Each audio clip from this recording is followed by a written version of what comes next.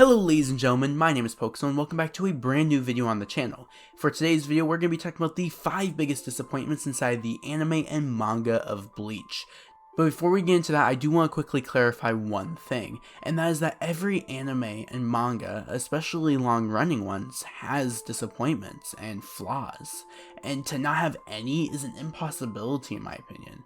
So by no means in this video am I calling Kubo an incompetent writer. In fact, I believe Kubo is a very good writer. But I think when you are a fan of any sort of media, you should still recognize the flaws and disappointments of that media. So in today's video, we're just going to be talking about the 5 disappointments inside of Bleach that really stand out to me as a fan of Bleach. Anyway, if you enjoyed the video, smash that like button and subscribe for daily Bleach content. Let me know your thoughts on the list, and if you disagree with any of them and want to have a discussion with me, join my Discord server in the description down below. Anyway, without further ado, let's get right into the video. Coming in at number 5, we have Grand Fisher's death. Now this might come as a shock to a lot of you guys, but I can still remember how disappointed and upset I was when Grand Fisher died. Basically, if you guys don't remember who Grand Fisher is, he is the hollow that kills Ichigo's mother inside of the story of Bleach. And this is the first time that Ichigo is not fighting for his friends or some random stranger. He's fighting for himself. He's fighting for his honor, and it's a magnificent moment in Bleach. So magnificent that it made me love Bleach as much as I do today. Grand Fisher, as a hollow, firm dated my love for Bleach, watching as Ichigo was battling with this past of his and his backstory. It was a very emotional moment in the series, and for all that to end with him dying in one shot 2 arcs later was really disappointing. Especially because I remember the first fight with Grand Fisher, they made special reference that he was going to return, that he was going to be back to fight Ichigo again. And then when he comes back, Ichigo's not even the one to kill him, it's Isshin, Ichigo's father. And while that makes a really great moment with Isshin and his introduction as a Soul Reaper, it kind of damages Grand Fisher as a whole and the whole story of Grand Fisher. I think he could have been a really interesting character overall if he had evolved into an Espada or even just a normal Arrancar. And it would have been a second really interesting fight with Ichigo, how Ichigo has to refight for his honor as he has to kill Grand Fisher. And maybe Ichigo has to battle between should he just outright kill this hollow or should he just outright not kill this hollow and just knock the hollow out like he does in some of his other fights, example Grimmjow. Coming in at number 4, we have a spoiler for the 1000-Year Blood War, so skip to the timestamp on screen if you do not want to be spoiled. For number 4, we have Byakuya's death. Now, the reason why I say death is because he actually survives. Basically, Byakuya's character goes full circle from wanting to kill Rukia because she hurts the pride of the family and she broke the law, so he has to kill her because he wants to save his honor. I made a whole video talking about this, top right corner, to wanting to save Rukia and her death being his biggest fear. I mean, that's pretty full circle when you really look at things. And so when he's battling against one of these Stern Riders, he's about to die, and I remember this clearly. He literally says, "I don't have much time left." And that's just where he blacks out. He's gone. And then 20 or 30 chapters later, not quite that amount, more like 5 or 6, the viewer thinks he's dead for all those chapters, and then it's revealed that he's just in a coma.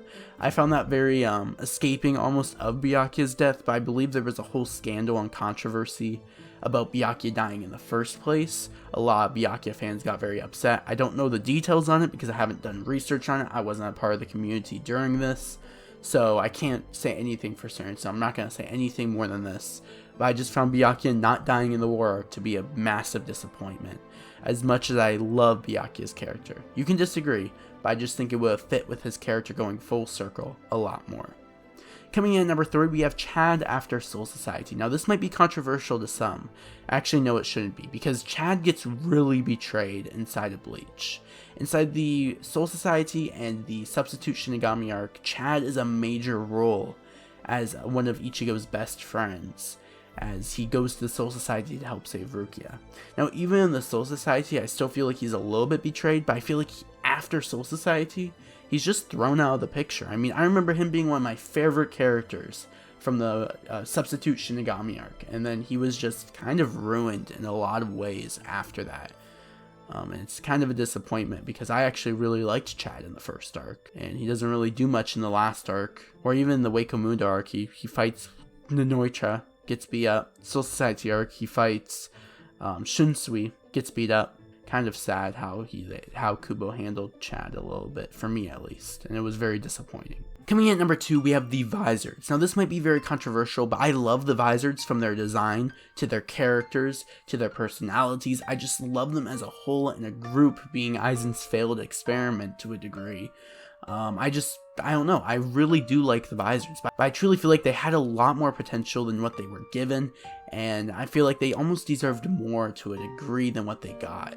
The groups of Vizards have about 2 battles, some of them don't even get 2 battles, and each of them really, except like 2, only get like 10 minutes of screen time. Like, we just have so little about the Vizards. And the reason why I'm placing it at number 2 is because they had so much potential. Shinji could have been a whole lot more, and I love Shinji as a character, just his whole goofy aspect, but how he can be serious at times. I did really like the Pendulum, I mispronounced that, the past arc, when we got into detail about Shinji and the other Vizards backstories. Now coming in at number 1, we have the Zero Division. Now this might be a little controversial. I love the Zero Division's designs, just like the Vizards. I love their characters' personalities, just like the Vizards. I love how Kubo makes each one of them so important, because they dedicated something to the Soul Society's history. That's what I like about the Zero Division. What I don't like is that we get like 1/10 of the screen time with the Zero Division that we got with the Vizards. We got less than the Vizards, which already had barely anything with the Zero Division. And they were nearly off-screen. I mean, they weren't exactly off-screen, but they were pretty much defeated instantly. Except Ichibei. Ichibei definitely lived up to the hype, but the rest just really didn't. And they were just a massive disappointment, at least for me as a Bleach fan. Anyway guys, if you guys enjoyed this video, let me know your top 5 biggest disappointments inside of Bleach in the comment section down below. Thank you guys for watching. Bye-bye.